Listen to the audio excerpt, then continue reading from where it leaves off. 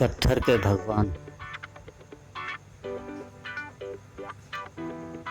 एक बार एक मूर्तिकार अपनी छेनी और हथौड़ी के साथ पत्थर को भगवान की मूर्ति का आकार देने का प्रयास कर रहा था। जैसे ही वह छेनी पर अपना हथौड़ा चलाता है, वह पत्थर चिल्लाने लगता है और कहने लगता है कि ये क्या कर रहे हो, मुझे इतना मार क्यों रहे हो, मुझे बहुत दुख हो रहा है, तकलीफ हो रही है, पीड़ा हो रही है, मुझे अपने हाल पर छोड़ दो और यहाँ से चले जाओ।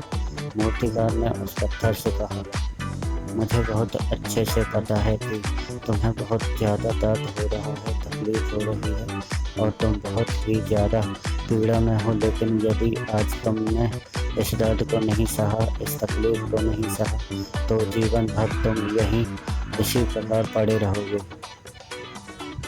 मुझे पता है कि तुम में आगे बढ़ने की अपार संभावना है, तुम एक बहुत अच्छे पत्थर हो, लेकिन यदि तुम इसी प्रकार से रहोगे तो कभी भी आगे नहीं बढ़ पाओगे।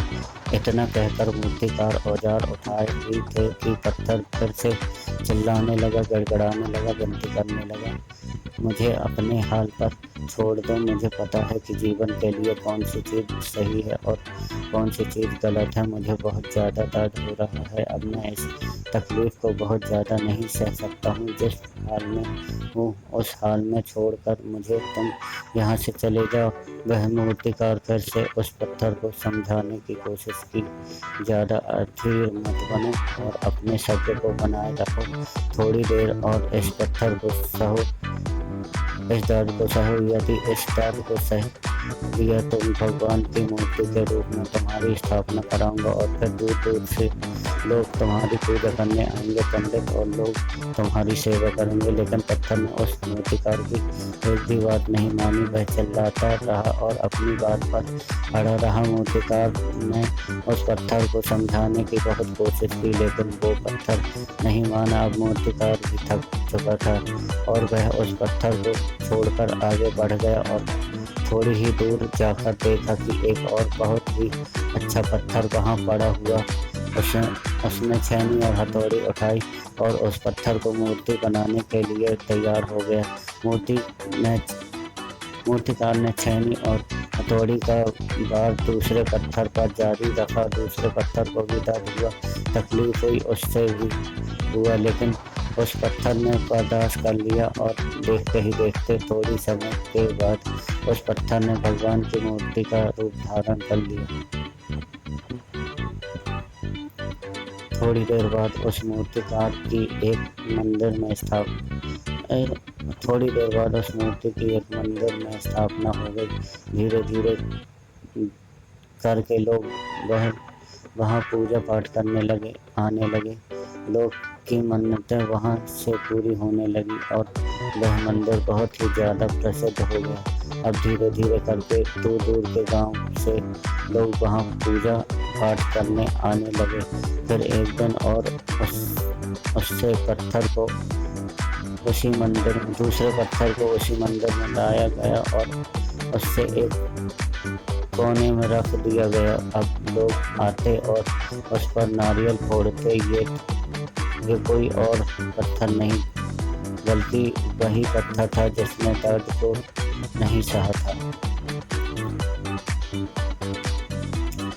अब वो पत्थर मन ही मन बहुत ज़्यादा पछता रहा था, दुखी हो रहा था और अपने आप से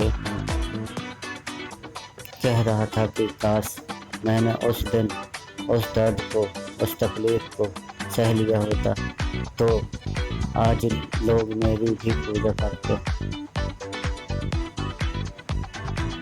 इसलिए आप भी अपने जीवन में हमेशा याद रखिए कि जब भी आप अपने करियर की शुरुआत में किसी काम को कर रहे हों, पढ़ाई कर रहे हो या कोई भी काम कर रहे हो और उसमें आपको दर्द हो रहा है, तकलीफ हो रही है, ज़्यादा मेहनत करना पड़ रहा है, तो आप रुकिएगा मत, किसी और रास्ते की शुरुआत मत करिए।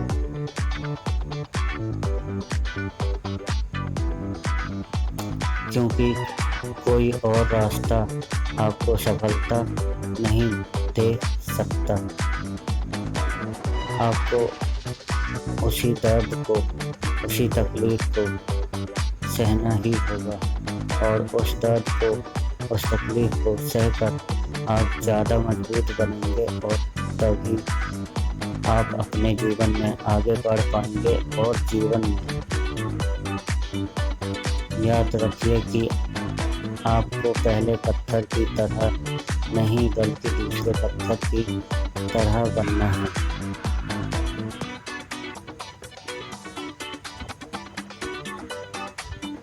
यदि ये कहानी आपको पसंद आई हो और इससे कोई सीख मिली हो, तो अपने दोस्तों और अन्य लोगों के साथ शेयर ज़रूर करिएगा।